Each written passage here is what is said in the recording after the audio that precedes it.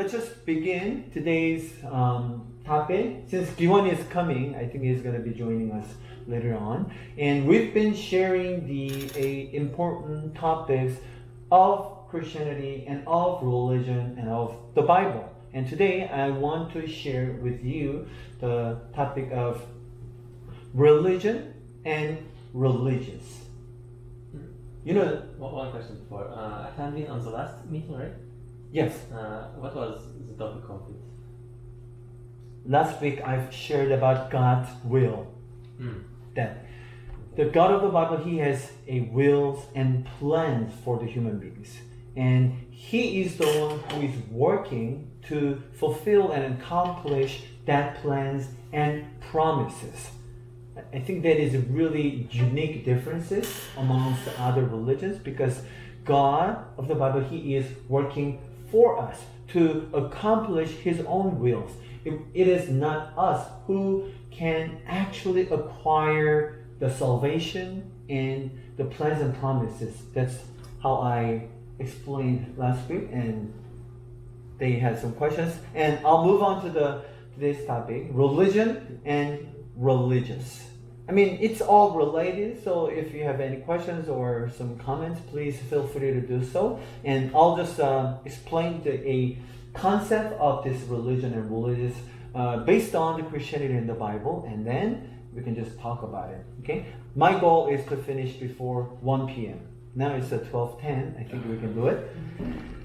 So when we talk about religion in the word religious, it has some certain elements in it, right? It has God, absolute being, or priest, rituals, sometimes temple, mosque, church, right?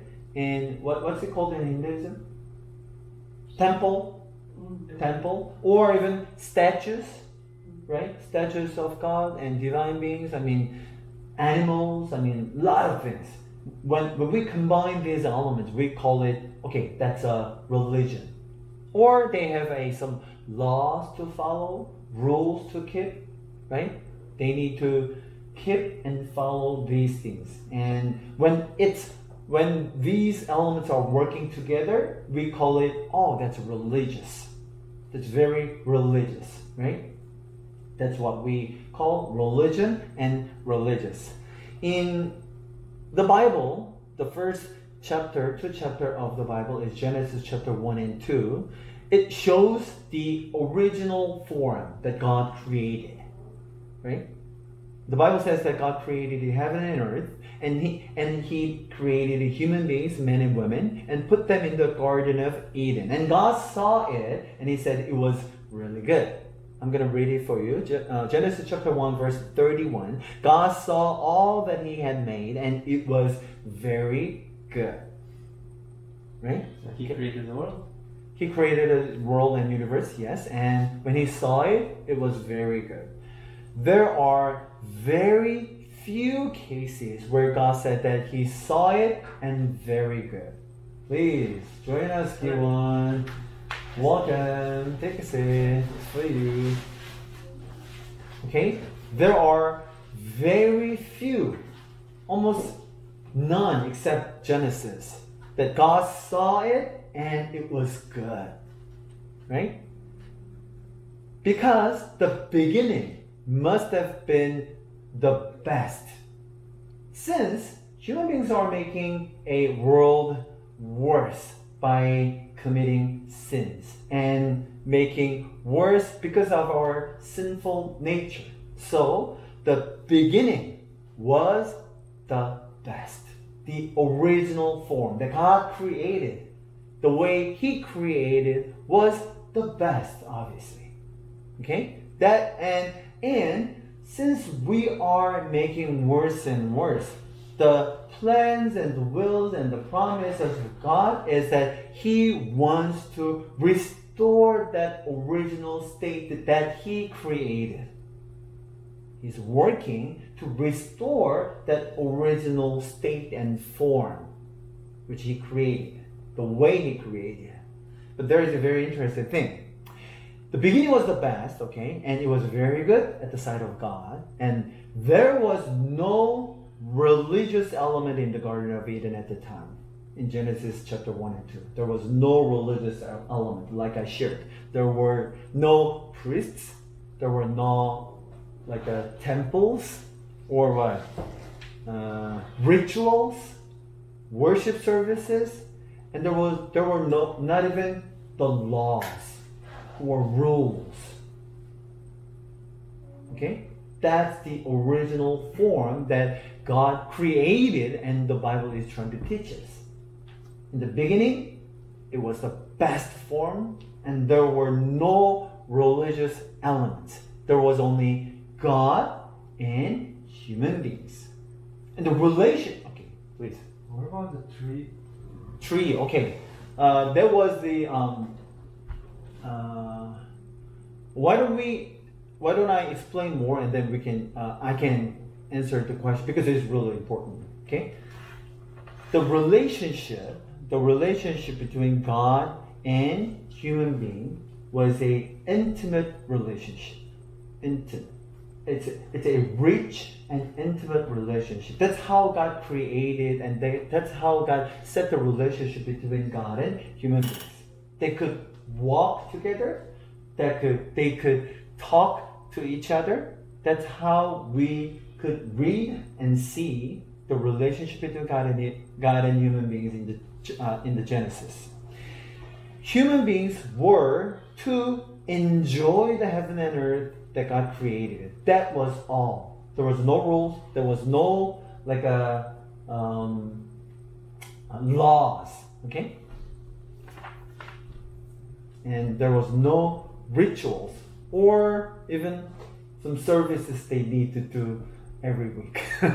The most important thing was the intimate relationship between God and man. And people sometimes ask this question: when was the beginning of the Christianity? When did Christianity start? And many people usually says that it's when Jesus came to the earth, when he was on the earth. The New Testament is like the beginning of the Christianity. Actually, the beginning of the Christianity is the creation. That's what the Bible is trying to teach us. When God created the world in his own way, that was the starting point of the Christianity. Okay? Every religion has a beginning and a founder and a history and a scripture. Right? These are like the most important elements of the religion when it starts. The beginning of the Christianity is God in creation. Genesis chapter 1 and 1 is the beginning of Christianity, actually. It's not just the beginning of the Old Testament, but it is the beginning of the Christianity. Christianity speaks so clearly about the beginning. We can learn from Genesis chapter 1 and 2 that God created heaven and earth, and the purpose of the creation was a rich and intimate relationship between man and God. There was no need for a religious element in such an intimate relationship. But if you think about it very carefully, most of the religions in the world have a religious element. Obviously, like I explained, they make a shape of gods, and they make temple, and they appoint the priests to serve them or teach them. And there is a kind of rituals which should be done in the temple or in a religion or whatever form they do. And there is a law that must be followed in order to enter into the religion or to fulfill their salvation or to achieve their rewards, whatever. There is always rules and laws to follow. And like I shared, these are a religious elements. Okay?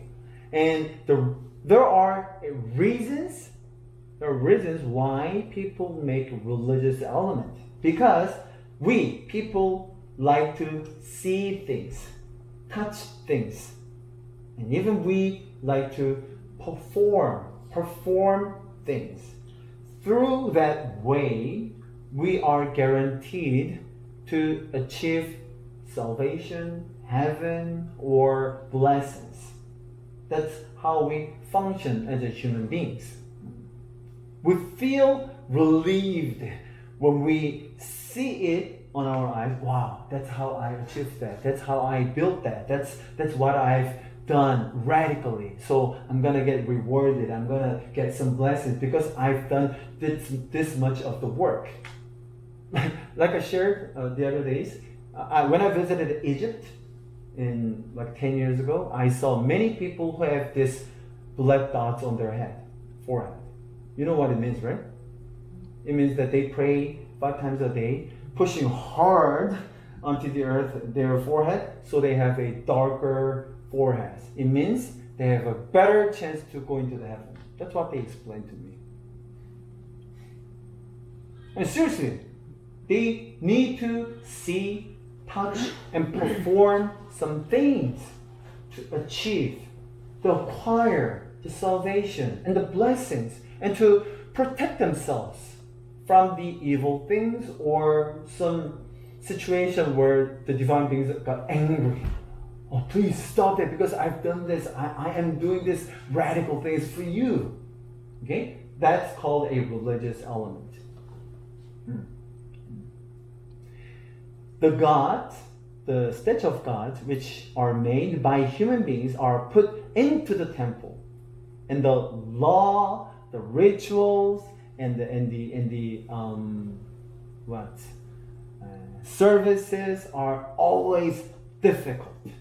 They always make it very complicated because through that difficult procedures, who's going to get the authority to perform those rituals? The priests. They always wear a beautiful gowns to make them look more powerful and have more authority. They're the one who can say things more wisely to teach normal congregation, and normal people, they always have to listen to them to know it better and deeper. And it is always difficult to follow everything that religion requires.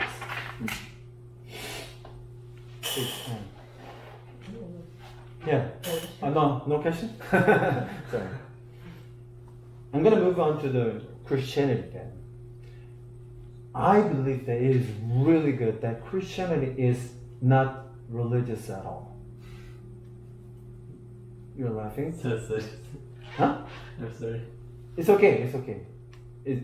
I'm going to explain. The God of the Bible always told us not to make any visible forms. Visible statues, forms, not even temple, nothing. Not even priests. How about me? I'm a pastor. What about me? Am I different from you guys since I'm anointed and ordained? I mean, seriously, I finished my 3 years of a master's degree on divinity, and I got ordained from the denomination which is legal and have authority to ordain me. I am ordained pastor, which means that I'm quite high level spiritually. What are the differences between pastor and lay people in Christianity? It is just a role. It's not about the spiritual level or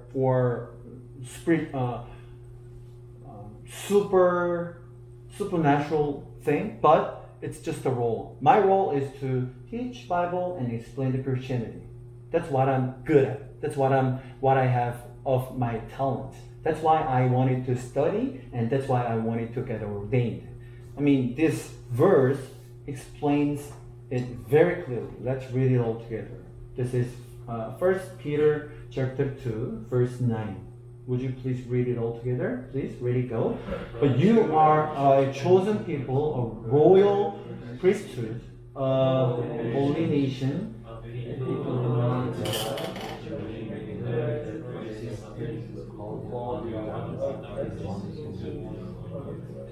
Yeah, it clearly explains us that every one of us, is a royal priesthood. Not someone who got a PhD or master, MDiv, not. You all are, once you become a Christian, are a royal priesthood. That's what the Bible is trying to teach us. God of the Bible didn't want us to appoint a more spiritual priests or a spiritual places or where you could have a more blessings. No. That's why I'm saying that Christianity is not religious at all. And God told us that do not serve the visible forms. And you know why he says so? Because God wanted to help us. It was God's consideration for us. Because like I shared, we like to make things. We like to perform things. We like to see things, touch things. That's why in the early days of the humankind, they always make something to protect themselves, to get the blessings from the divine beings. That's what the people like to do. That's why God wanted us not to make any visible forms, to protect us, to help us. That is God's consideration. If human beings do certain things, then they must put lots of labors, like the people did in the past. They made pyramid for the kings and the gods. They made lots of statues, temples, and priesthood rituals. I mean, seriously, these are things that make people difficult all the time. They got obsessed with it. They got like a bind with it. So there's no freedom between God and human beings. We must make the forms and build the temples, anoint the priests, and also we are bound by all the laws and rituals. God has told us not to put the labor in the first place to make these visible things. Then how can we believe in the invisible God? How can we trust this invisible God unless we have these visible forms? And here, the Romans explains it to us. Romans chapter 1 verse 20. Would you please read it for us? For since the creation of the world, God's invisible His eternal power and divine nature have been visible, being understood from all has been made, so that they are without excuse. Yeah. God is trying to show us His invisible qualities. I mean, in this nature and relationship and through this time. I strongly believe. God in the Bible is not religious, but relational. That is really important.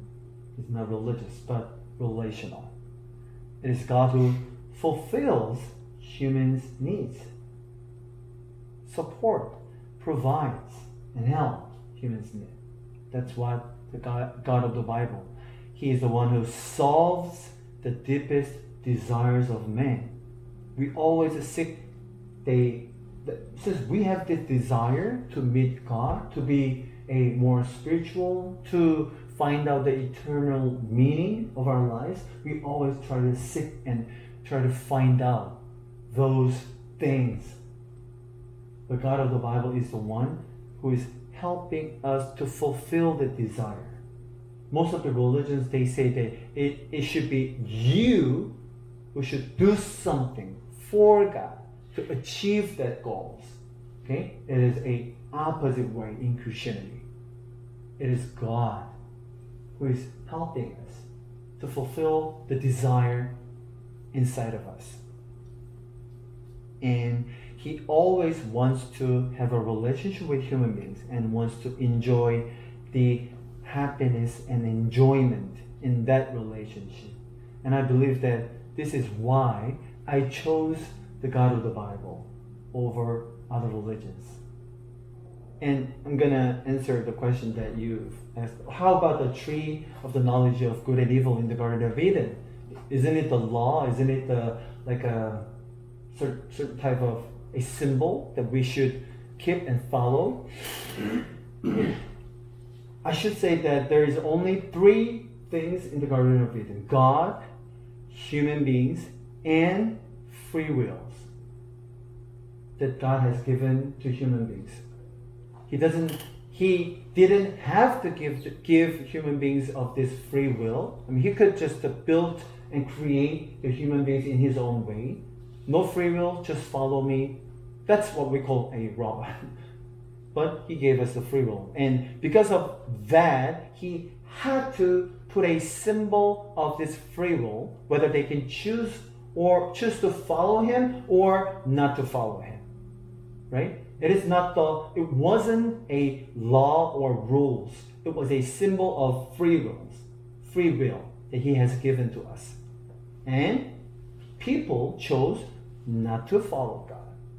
That was the beginning of the sin. They were arrogant. They thought that they could live as God. And from that choice, the world is falling apart. That's what I've explained. Because of that, I can say that the beginning was the best. Beginning was the original form. And God wants to bring us back to that original state where we could have an intimate relationship with God. And that's why Jesus came on the earth to resolve that relationship. Where we were dead spiritually, so we didn't have a chance to communicate with God.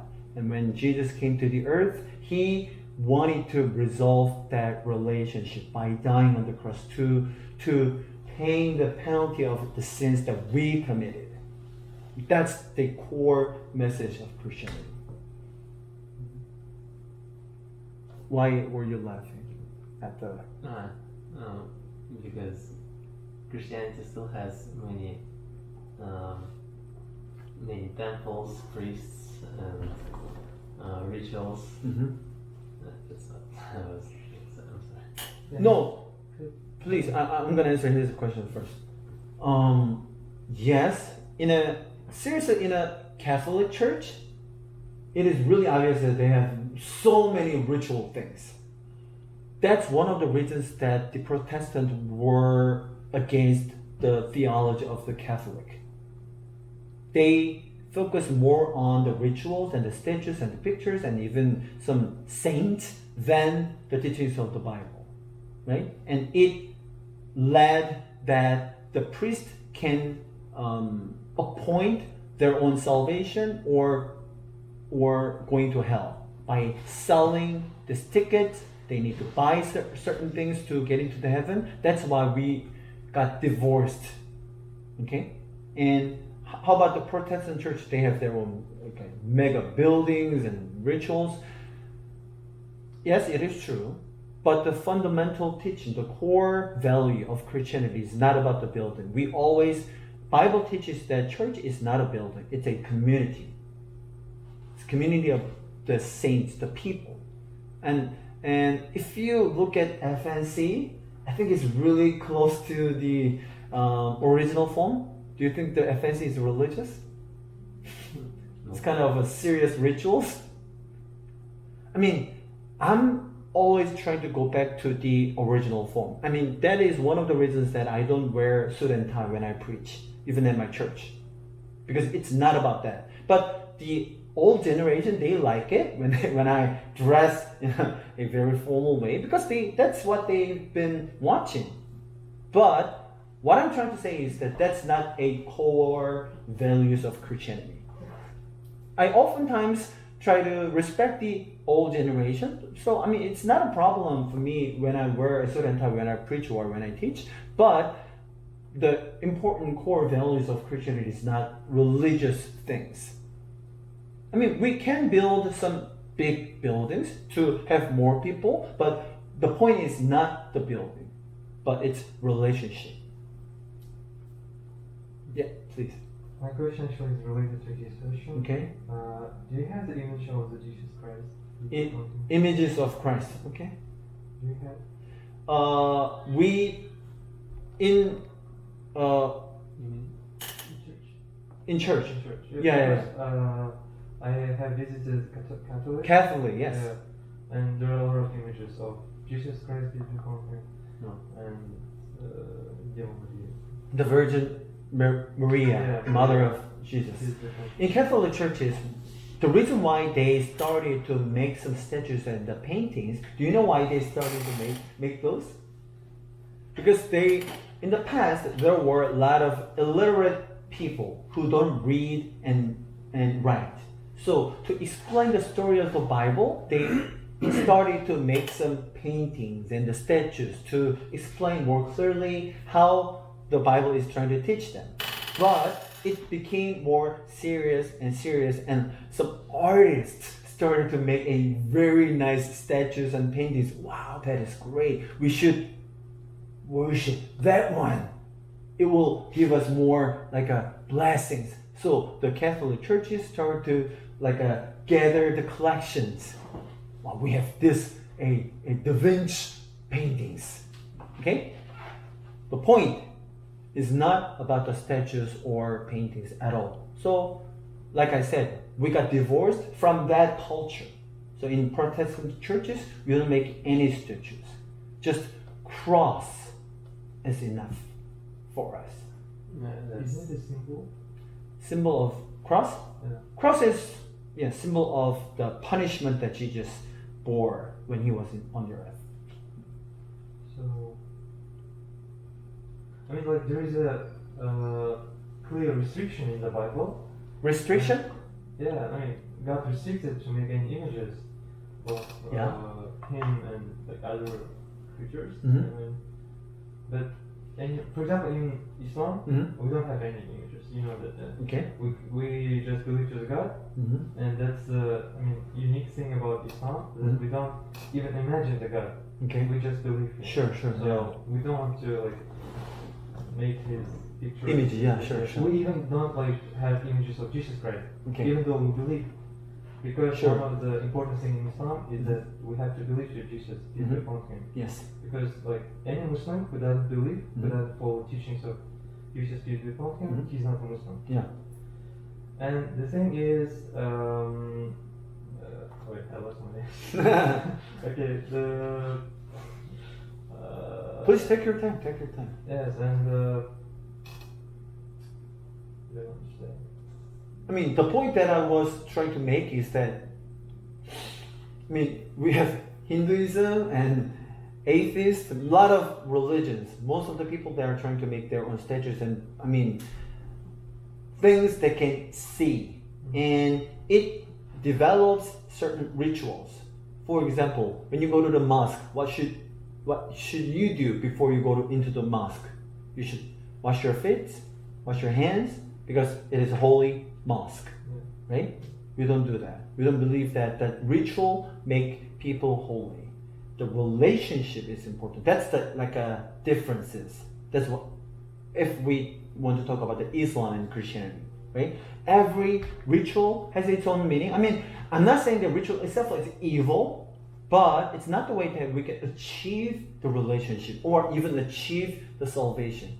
And it makes people more difficult. That's why God of the Bible prevents us making any ritual more serious than the teachings of the Bible. Yeah, that's actually one of the questions why I thought why in Islam we cannot eat pork, but in Christianity we can eat pork because in the, I don't remember which testament it was. Book of Acts, it says that. Yes, here Jesus or God, Jesus. He transmitted all the demons from a person to a group of pigs, which actually means that pig meat is actually not good. Not good because it is filled with demons. Some kind of this, but we can eat pork. I don't know what is in Islam. The story. And also in Bible, Alcohol is also restricted, actually. Huh? Sorry? Alcohol is also Alcohol restricted, is restricted. yeah. In Islam? No, in No. the Bible.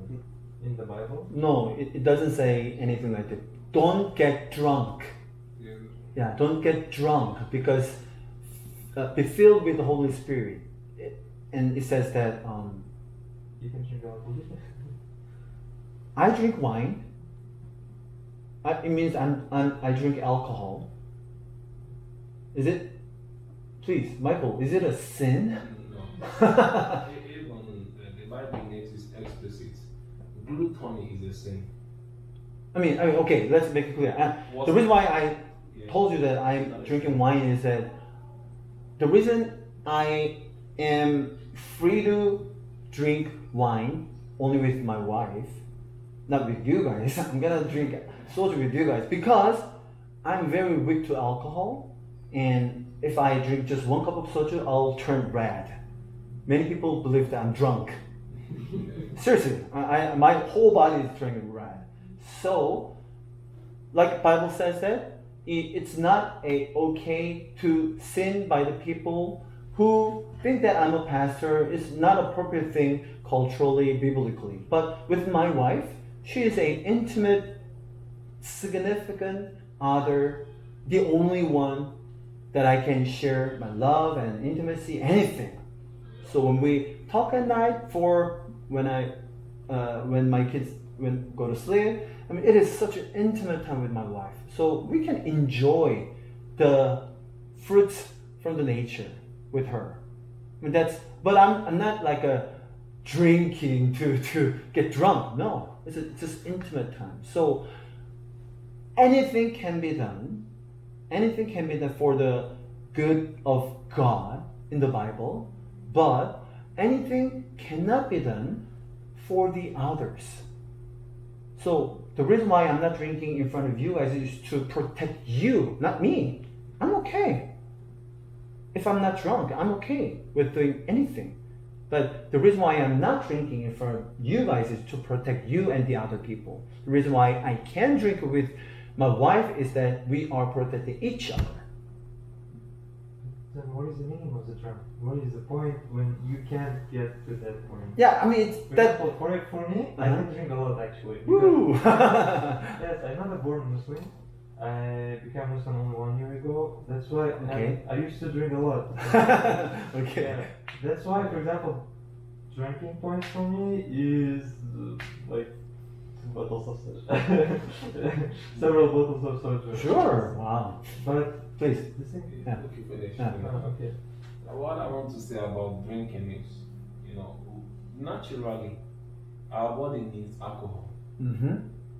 What is there any research? Our body, human body needs alcohol to function. Is there any research A about lot of it? I can also let me say explain. The fruit you eat, when it's broken down into your system, it gets to alcohol. The sugar we take, all of them breaks down to alcohol before the cells absorb them and use them. But they're all taken in the right proportion. That is why if you consume some food in excess, you can have some problem because the cells will find it difficult. So it gets kind of intoxicated. That's from the science perspective. That is why whatsoever you eat, you don't eat it in excess. So also the alcohol. Just like Pastor was saying, if he drinks alcohol outside, there are many people with little faith. You understand? Mm-hmm. With little faith. You can make them go astray. Mm-hmm. Do you understand it? That's why drinking is not a sin, but excessive drinking. Mm-hmm. And one other thing why excessive drinking is being curtailed is that when you drink, some people lose control on themselves. So you cannot control what you say, you cannot control what you do, and by such act you sin. Mm-hmm. We can see that basically in the Bible. Mm-hmm. What happened to Noah when he got drunk? Yeah. He sinned. Mm-hmm. Because the children, Mm-hmm. he got drunk and then you can see so many other examples. So if you must drink, there must be a threshold. Mm-hmm. Sure. In the overall, everything you do must be done in modesty. And so why some pastors, some Christians preach against drinking is because so that we humans can understand the possibility of having self-control.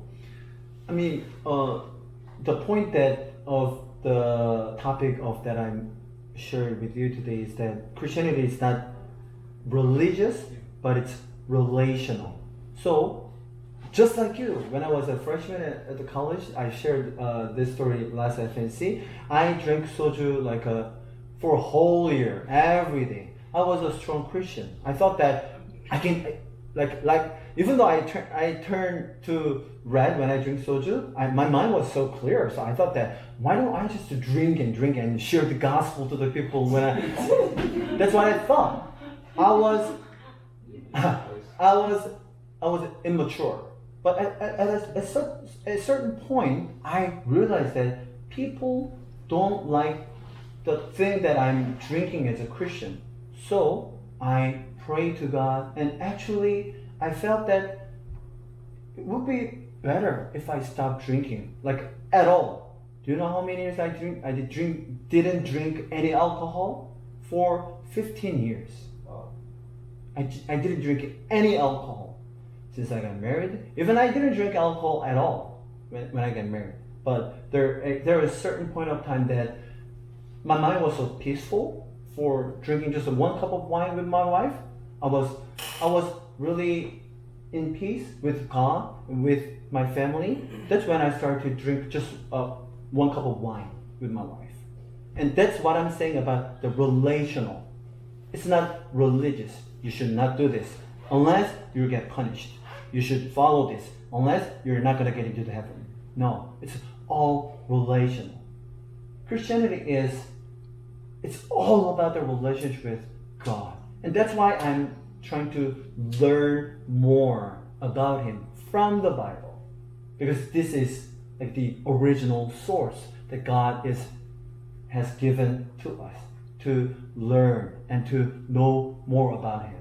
The intimacy, the knowledge that the Bible is trying to teach us with God is that it's not about just knowledge, it's the relationship. Knowing God is very relational. We always believe that when we perform certain religious activities or things, we believe that we are religious and spiritual. No.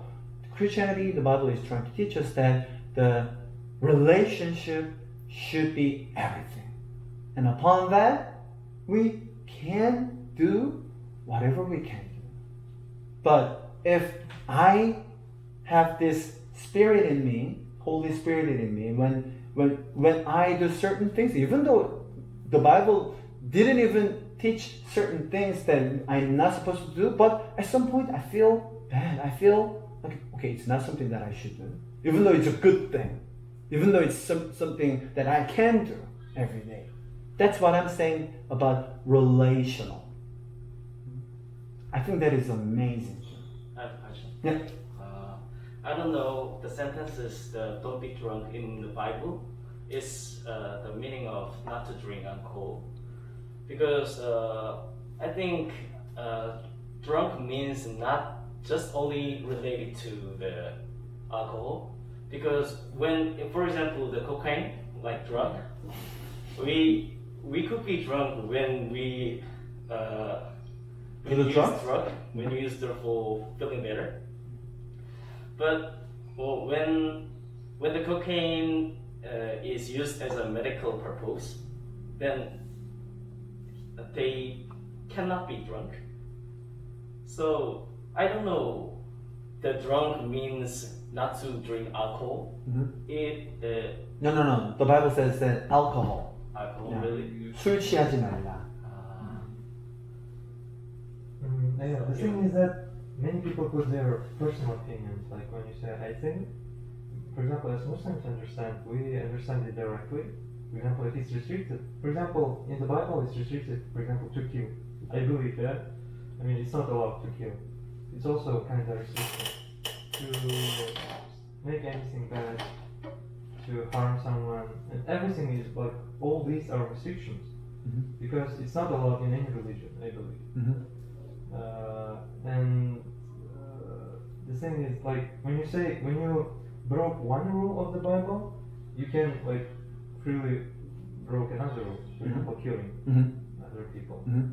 As for example, in Islam, we say that killing one people is equal to the killing of innocent one people is equal to the killing of the whole humanity.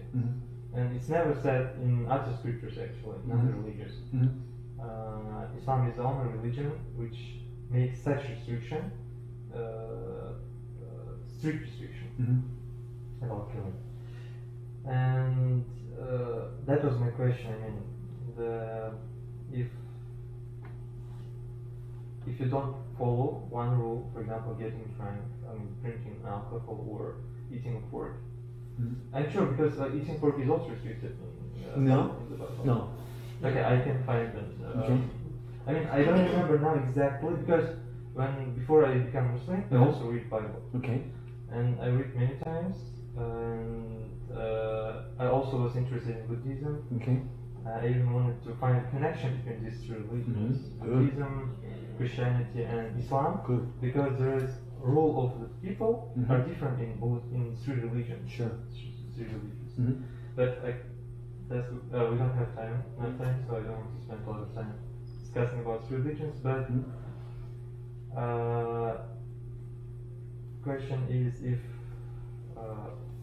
if you can break one rule of the Bible, is it fine to break rules? So the first one who broke the I don't want to call it the rule or law, but the relational contract was Adam and Eve.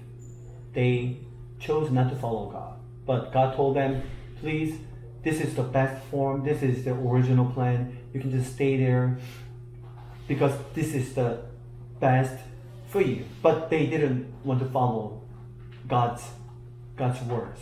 What happened?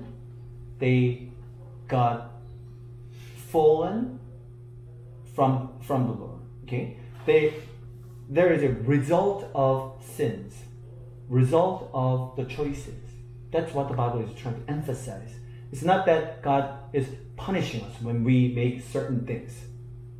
If I am supposed to get punished by what I've done in my life, with my mind, with my thinking, I mean, seriously, it's not only about my acts. Even the New Testament is emphasizing about our thinking as well. If I have an evil thought against him, if I got punished by that, I can't be here anymore. That's how serious about the even the laws. If you talk about the law in the Bible, it's I think more serious than any other religion. We can't even think about the adultery thing. We can't even hate the others. Okay? But there are results of that sinful natures and sinful behaviors. And God, Jesus wanted to save us from that sinful status by restoring the image of God in us. It's not about the following all the rules. I mean, even though you are following, okay, I'm not going to kill anyone because of the law, but I'm hating that person to kill in my mind millions of times. Is it okay? No. But which one is better? The what? When you kill someone, when you have No. I'm not saying about the killing is better, but the difference is what I'm saying about the religious and relational. I mean, it's just, I think, worse because in every religion we have relationship with God. In Hinduism, you're from Hinduism, right? In Buddhism, everyone has a relationship because it's a base. For example, in Islam, we don't say also Islam is religion. We say it's a path. It's a path to the God. It's a path to His law. It's a path to the heaven, and something like that. And etc. I think relationship with the God is built in all religions. It's a basement of all. It's the origin of all religions, all the belief. That's why I emphasized religious compared to religious. I mean, everyone can say that I have a relationship with God, but opposite meaning of religious, right? But you can't say that every religion is religious because obviously every religion is a religious facts and elements. That's why I'm comparing these two. What I'm saying about the relational is the opposite concept of the religious. That's what I'm trying to say. Why is so confusing? I can't understand it. Why the person is religious, why he can't build a relationship with his God. For example, we believe Muslims that Quran is from God. We also believe that Bible is also from God. But for example, in the Bible, like there is no single statement, unambiguous statement, where, for example, Jesus Christ, peace be upon him, says by himself that you should worship me. For example, there is no single point in the Bible. I mean, if you show me, I would accept Christianity. Okay. But because there is no single statement, unambiguous statement, where Jesus, peace be upon him, by himself said, worship me. I'm the God, worship me, yeah. There is no statement actually. Instead, actually, he says, I don't remember the verses, but you can find it if you know. Sure. He says, my Father is greater than me. Everything I do is like from my God. Yeah, I know. It's my interpretation of it. And it means like there is one God, only one God whom we have to worship. And but Christians still believe that Jesus Christ is the one him, is a God. He's God. Yes, many people. Yeah, Jesus. But we believe, Son of God means that he's God. Yeah. He is the first begotten Son. We are all sons of God. yeah, then it means we are all the gods. Yeah. We are What? all sons Is Jesus of a God? I mean, He's Son of God, it means that God, yes. then it means we It's are also divine, gods. divine. We are also gods. No. But We? we are also sons. He said we are all We are sons. sons of God. Then it means we are also gods. We No? have been redeemed by Jesus Christ, okay? As he is the first begotten Son of God. If you see in the Bible from Genesis, when God created man, he said he made man in his own image. and likeness. And Do you understand? Okay, Jesus is the one. Okay, let's make it clear.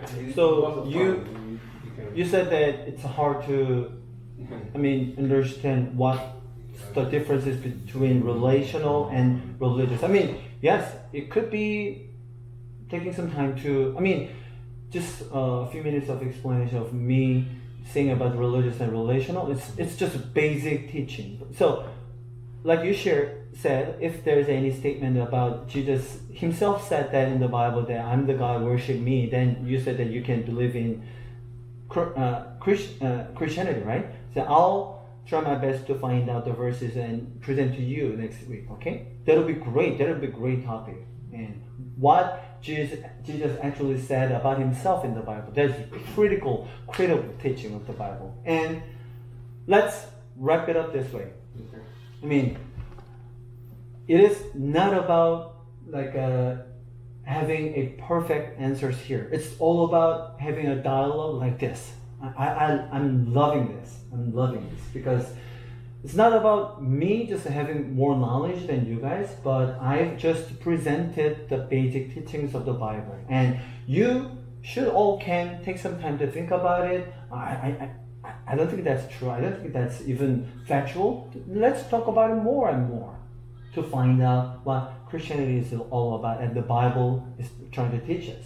And I'm not just saying that this time is just only about the Bible and Christianity. That's why you all are welcome here to share your own ideas and let's just talk about it. I'm a advocate of Christianity, and you are from Islam, you are from Hinduism. So let's bring it onto the table and let's just have some more dialogue. So I'll make my teaching shorter than today, maybe next week, so that we could have more talk. That'll be better, I think. Yeah, but I'll make it more precise so that we could have more talk. But it's not just about the religious debate, but let's just make it civil and polite and just make it friendly as possible so that we could be friends, but at the same time we could share our own ideas and it's not about making a solution. Please. Just now we discussed about washing hands when entering temple. In my just information I'm telling. Yeah. In my view, in olden days, am speaking about just India. In olden days, we not even wear shoe. Just Sure. we walk with barefoot only. So the concept is temple means gathering many people. Okay. So if many people come with those barefoots, some bacteria, virus, everything Sure. may come. So in Because that of the health concept, reason. they introduced washing hands and Sure. washing Good. legs Good. Yeah. when entering in temple. Good. That's a And good thing. we don't sit on chairs in Mhm. temple, Mhm. so we just sit on the floor. Mhm. So if we walk with barefoot and sitting in that place, Mhm. it become contaminated everything. Mhm. So that rule is imposed. Sure. Sure. But if you tell that rule to everyone, their ego may hurt. Uh-huh. Like if I'm ordering you, just you clean your hands, Mhm. you clean your legs. So what do you think? Who are you to tell me? Sure. Sure. So in that case, they impose it like this is the rule from religion. Mhm. So everyone should follow this Mhm. kind of rules. Mhm. So then everyone is following. Okay, this is God's rule, so Mhm. we need to follow. Mhm. Like that, they impose that rule. Okay. It is not mandatory, Mhm. but just to keep us hygienic, Sure. they Sure. impose those kind of rules. That's good. That's good. That's how I thought when I was a kid when visiting mosque. The Mhm. mosque. So we don't wear shoes in the mosque because so we don't have to clear the floor. That's a better reason.